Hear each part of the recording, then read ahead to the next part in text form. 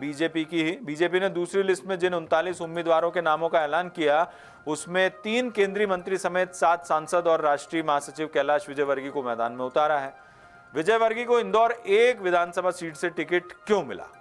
तो इसका कारण यह है कि इंदौर 1 सीट जो है वो पिछली बार बीजेपी हार गई थी। लेकिन विजयवर्गीय के विधानसभा 1 से उतरने की इनसाइड स्टोरी क्या है, वो बहुत कम लोगों को पता है। देखिए इंदौर से हमारे विशेष संवाददाता संजय गुप्ता की ये रिपोर्ट। पर अंदर से खुश नहीं, सच कह रहा हूं, इसलिए कि मेरी लड़ने की इच्छा ही नहीं थी, एकदम 1% भी इच्छा नहीं थी। एक माइंडसेट होता है ना लड़ने का, अपने को तो जाना भाषण, अब बड़े नेता हो गए, अब हाथ जोड़ने का जाते तो भाषण देना और निकल जाना, भाषण देना और निकल जाना, ये सोचा था हमने। तो बीजेपी नेता कैलाश विजयवर्गीय को इंदौर 1 से टिकट मिला, लेकिन कार्यकर्ताओं से उन्होंने साफ कहा कि उनकी चुनाव लड़ने की इच्छा नहीं थी, क्योंकि वो तो चुनाव की प्लानिंग कर रहे थे। आखिरकार इंदौर 1 सीट से कैलाश उम्मीदवार क्यों बने? इसकी वजह कोई और नहीं बल्कि खुद कांग्रेस विधायक संजय शुक्ला है। दरअसल लंबे समय से बीजेपी शुक्ला को बीजेपी ज्वाइन कराने का ऑफर दे रही थी। मेयर चुनाव के समय भी ये बात चली थी, लेकिन उस वक्त इसे केवल अफवाह करार दिया गया। मगर इस साल सितंबर के महीने की शुरुआत से ही चर्चाओं का दौर चला और मुख्य भूमिका कैलाश विजयवर्गीय और रमेश मेंदोला ही निभा रहे थे। सूत्र बताते हैं कि टिकट फाइनल होने से कुछ दिन पहले भी विजयवर्गीय और शुक्ला के बीच जन आशीर्वाद यात्रा के दौरान एक जगह बैठक हुई और बीच बीच में फोन पर चर्चा भी हुई। विजयवर्गीय को टिकट मिलने के बाद खुद शुक्ला ने यह स्वीकार किया कि उन्हें बीजेपी में जाने का ऑफर था। बिल्कुल बहुत कोशिश की गई, परंतु मैं अपनी पार्टी छोड़ के क्यों, जिस पार्टी ने मुझे इतने मान सम्मान और इतनी इज्जत दिलवाई, मैं उस पार्टी छोड़ कभी नहीं जाऊंगा। और यहाँ तक की बात है, विधानसभा 1 छोड़ के नहीं जाऊंगा, यहीं कैलाश जी के सामने लड़ूंगा।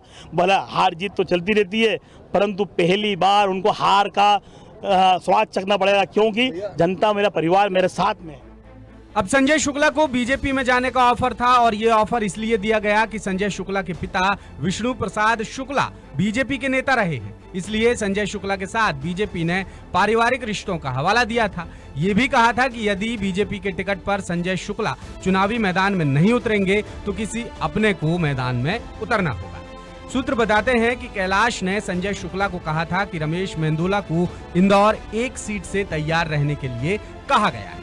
मेंदोला का नाम आने के बाद शुक्ला भी प्रस्ताव पर विचार कर रहे थे। शुक्ला ने करीबियों से चुनावी सर्वे तक की जानकारी लेनी शुरू कर दी थी कि चुनाव के बाद सरकार किसकी बनेगी, लेकिन इन सभी बातों में शुक्ला ने ऑफर पर फैसला लेने में देरी कर दी। नतीजा ये हुआ कि दिल्ली हाईकमान ने सूची तैयार की और कैलाश विजयवर्गीय को मध्य प्रदेश के चुनावी मैदान में उतार दिया।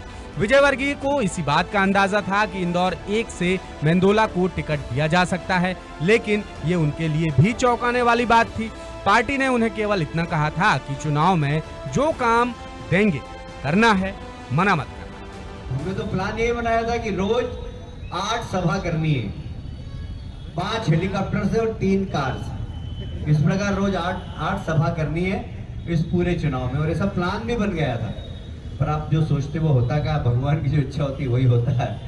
तो भगवान की ऐसी इच्छा थी कि मैं चुनाव लड़ूं, एक बार फिर से जनता के बीच में जाऊं, तो ईश्वर की इच्छा थी। तो मैं एक बार फिर से उम्मीदवार, मुझे अभी भी विश्वास नहीं हो रहा है कि मैं उम्मीदवार हूं, सच कह रहा हूँ। मेरे को लग ही नहीं रहा है कि मुझे टिकट मिल गया और मैं उम्मीदवार बन गया। विजयवर्गीय को पता था कि यदि उन्हें टिकट मिला तो आकाश यानी उनके बेटे का टिकट बेहद मुश्किल हो जाएगा। पार्टी दोनों को टिकट नहीं देगी, इसलिए उनकी मंशा चुनाव की नहीं थी, लेकिन पार्टी के आदेश के बाद अब वो चुनावी मैदान में उतर गए हैं। तो ये सियासत है, सियासत में कब क्या कुछ हो जाए किसी को अंदेशा नहीं होता, और खासतौर पर बीजेपी में तो नेता इस बात का अंदेशा लगा ही नहीं सकते कि क्या होने वाला है।